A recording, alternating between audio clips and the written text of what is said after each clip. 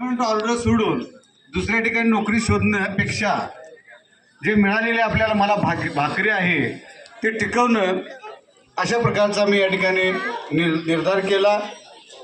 या ठिकाणी त्या काळामध्ये प्रतिकूल परिस्थिती होती, पाऊस पुष्कळ होता, कच्चे रस्ते होते, परंतु या ठिकाणी असणारे जे व्यक्ती आहेत, म्हटलं जातं कोकणातला फणस जो आहे वरून जरी काटेरी असला तरी सुद्धा आतील गरे हे गोड आहेत, त्या पद्धतीने या भागातील माणसं जी आहेत, परिसरातील लोक आहेत, त्यांनी मला भरभरून प्रेम दिलेलं आहे आणि मी त्यांच्यातलाच एक झालेला आहे।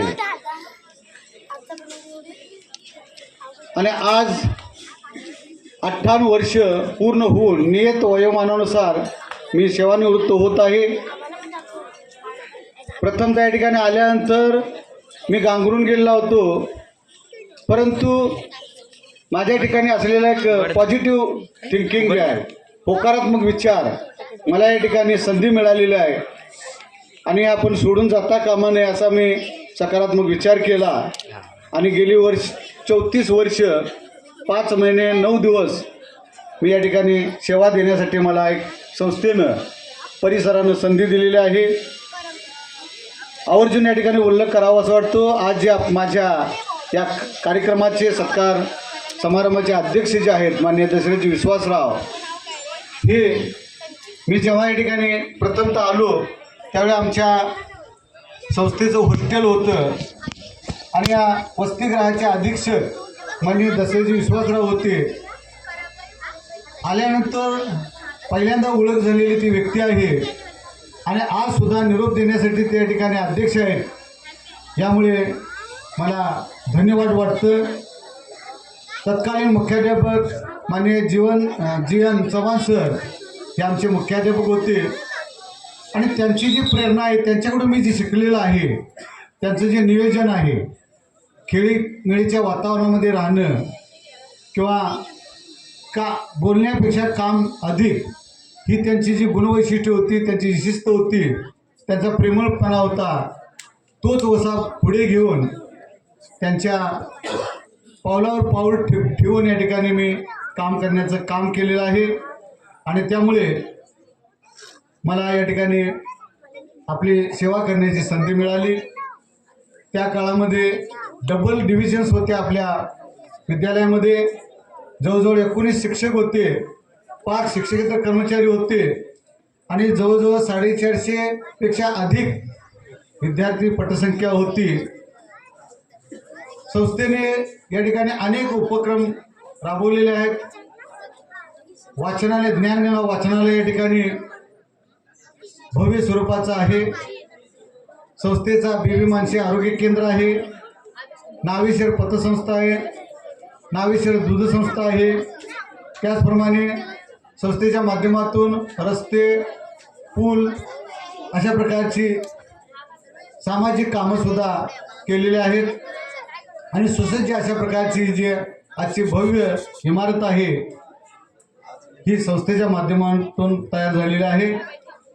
माझे अनेक विद्यार्थी या सेवा कालामध्ये डॉक्टर आहेत, इंजिनियर आहेत, वकील आहेत, काही शिक्षक आहेत, विविध कंपन्यांमध्ये, कार्यालयामध्ये उच्च पदस्थ अधिकारीसुद्धा माझे विद्यार्थी आहेत, याचा मला सार्थ अभिमान वाटतो। मुख्यमंत्री सुंदर शाळा टप्पा 2 हा शासनानं सुरू केलेला उपक्रम आहे। त्याच्यामध्ये टप्पा क्रमांक 1 मध्ये लांजा तालुक्यामध्ये द्वितीय क्रमांक मिळवण्याचं भाग्य आम्हाला लाभलेलं आहे। माझ्या मुख्याध्यापक या कारकिर्दीमध्ये मला जवळजवळ 1.5 वर्षाचा कालावधी मुख्याध्यापक होण्याचा लाभलेला आहे आणि या काळामध्ये महाराष्ट्र शासनाचा मुख्यमंत्री माझी शाळा सुंदर शाळा टप्पा क्रमांक 2 मध्ये आम्ही, माझे जे सहकारी आहेत, Kadam sir, Manigiri sir, Hatankar sir, Jadhav madam, Kadam madam, त्याचप्रमाणे माझे जे सेवक आहेत, क्लर्क आमचे एस विश्वासराव, माझे 2 विद्यार्थी जे आता शिक्षकेतर म्हणून काम करत आहेत ते वैभव पांचाळ, त्याचप्रमाणे निवृत्ती काटकर, आणि सर्व संस्थेचे पदाधिकारी, देणगीदार आणि सर्व पालक, विद्यार्थी यांच्या प्रेरणेमुळे आणि त्यांची दिलेली संधी यामुळे रत्नागिरी जिल्ह्यातील जवळजवळ 421 हायस्कूल्समध्ये आपल्या या सह्याद्रीच्या कुशीत वसलेल्या पायथ्यामध्ये असलेल्या अतिशय शहरापासून, रत्नागिरीपासून 85 किलोमीटर असलेल्या ह्या आणि लांज्यापासून 32 किलोमीटर असलेल्या शेवटच्या टोकामध्ये असलेल्या आपल्या रामेश्वर विद्यालयाला तृतीय क्रमांक जिल्ह्यामध्ये प्राप्त झालेला आहे। हे सर्व श्रेय पालकांचं आहे, आमच्या ह्या विद्यार्थ्यांचं आहे। जेव्हा जेव्हा विद्यार्थ्यांना आम्ही कामं सांगत असू ते सर्व उत्स्फूर्तपणे विद्यार्थ्यांनी केलेले आहेत। अनेक दानशूर व्यक्तींनी किंवा माजी विद्यार्थ्यांनी आम्हाला जे निकष होते पूर्ण करण्यासाठी त्याची पूर्तता केलेली आहे। संस्थासुद्धा अतिशय बारीक लक्ष ठेवून आहे किंवा जागरूक अशा प्रकारची आमची संस्था आहे।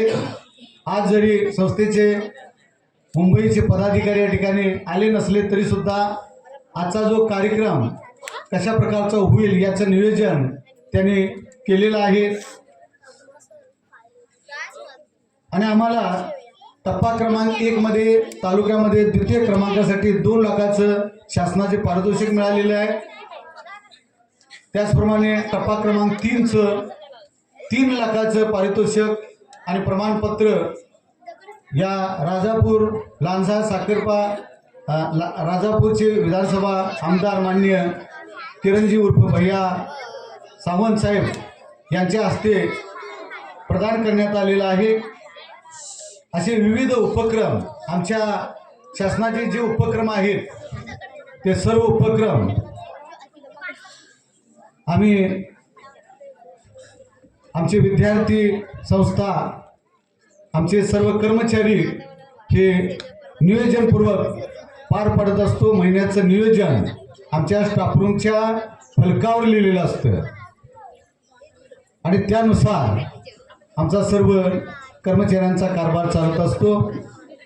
हे करत असताना ग्रामस्थांचं प्रेम, संस्थेचं भरीव अशा प्रकारचं सहकार्य, दानशूर व्यक्तींचं सहकार्य आणि विद्यार्थ्यांनी स्वयंपूर्तीला केलेलं काम यामुळं हा जो कारभार आहे हा आपल्याला करता आलेला आहे। या सर्वांच्या आशीर्वादानं आणि सहकार्यामुळेच आपल्या शाळेला यश प्राप्त होत आहे। आपलं रामेश्वर विद्यालय विभागीय पातळीपर्यंत क्रीडा स्पर्धेमध्ये असेल, विज्ञान प्रदर्शनामध्ये असेल, आताच आमचा माजी विद्यार्थी शुभम नाटेकर हा राज्य स्तरावर वक्तृत्व स्पर्धेमध्ये प्रथम क्रमांक त्याने मिळवलेला आहे। विद्यार्थ्यांचे असणारे हे कलागुण आहेत, हे जागृत ठेवण्यासाठी आम्ही छोटे मोठे उपक्रम घेतो आणि त्यामुळे खऱ्या अर्थानं हे यश आम्हाला लाभलेलं आहे। आणि आज या ठिकाणी बोलण्यासारखं भरपूर आहे। आमच्या गावावरून आलेले सर्व मंडळी आहेत, त्यामध्ये आवर्जून उल्लेख करावा असं वाटतो। मगाशी माझा थोडकासा परिचय करून दिलेला आहे, कशा प्रकारची जडणघडण करून झालेली आहे याबद्दलचं वक्तव्य आमचे बंधू दिनकर दादा, माजी विस्तार अधिकारी भुदरगड शिक्षण पंचायत समिती विभाग यांनी करून दिलेला आहे। मी जेव्हा 5वी इयत्तेमध्ये शिकत होतो त्यावेळी त्यांनी माझा अभ्यास जो आहे तो चांगल्या पद्धतीनं करून घेतलेला आहे। माझी परिस्थिती अत्यंत गरिबीची होती। माझ्या वडिलांच्या निधनानंतर माझ्या बहिणी ज्या आहेत त्या दोन्ही बहिणींनी कष्ट करून माझं शिक्षण पूर्ण करण्याचं काम केलेलं आहे। अत्यंत हलाखीच्या आणि प्रतिकूल परिस्थितीमध्ये शिक्षण झाल्यामुळं कशा प्रकारे कष्ट करावं हे मला बाळकडू लहानपणापासूनच मिळालेलं आहे। त्याचप्रमाणे